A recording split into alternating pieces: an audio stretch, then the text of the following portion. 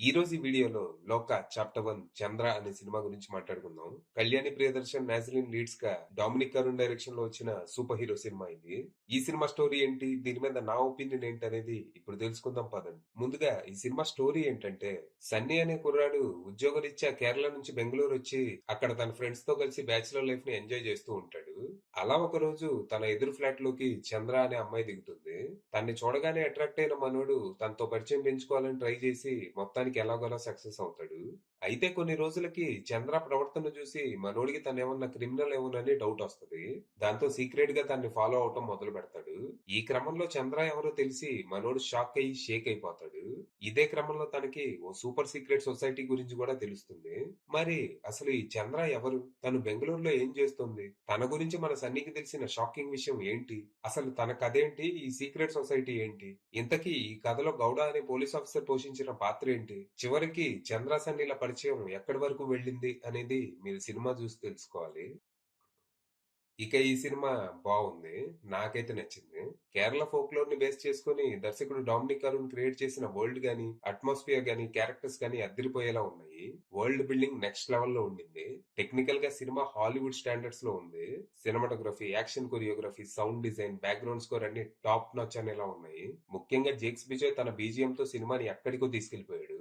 అయితే ఈ సినిమాలో ఉన్న ఇష్యూ ఒకటే, బలమైన కథేమీ లేకపోవడం. దీన్ని మోస్ట్లీ ఓ సూపర్ హీరో సినిమాటిక్ యూనివర్స్ కి బిల్డింగ్ బేస్ లా వాడుకున్నారు. చంద్ర ఒరిజిన్ స్టోరీతో పాటు ఆ వరల్డ్ ని, అందులో క్యారెక్టర్స్ ని పరిచయం చేయడం మీదే ఎక్కువ ఫోకస్ చేశారు. సెకండ్ హాఫ్ లో క్యామియోస్ అన్ని అద్దిరిపోయాయి. క్యామియోస్ అంటే ఏదో నామకే వస్తే అలా వచ్చిపోయాయి కావు. ఆ వరల్డ్ ని ఎక్స్పాండ్ చేస్తూ అసలు ఎవరు వీళ్ళు అని క్యూరియాసిటీ క్రియేట్ చేసేలా ఉంటాయి. వాళ్ళ గురించి చాలా చెప్పాలని ఉంది కానీ ఏమీ చెప్పను.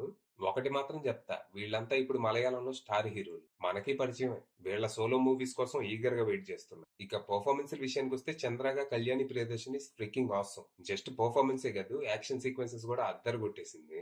ఎక్కడ అతనిపించకుండా చాలా కాన్ఫిడెంట్ గా సెటిల్ గా చేసింది. She's a super star. ఇక సన్నీగా నాజిలిన్ ఆకట్టుకున్నాడు.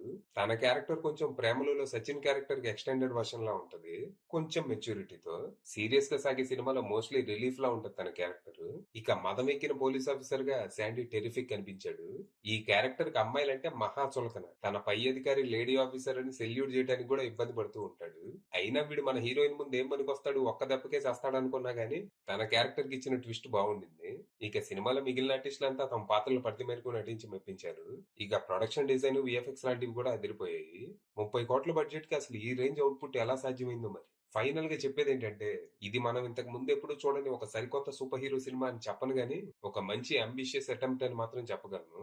సో కుదిరితే వెళ్ళండి, కుదరకపోయినా వెళ్ళండి, ఎంకరేజ్ చేయండి. అది విషయం.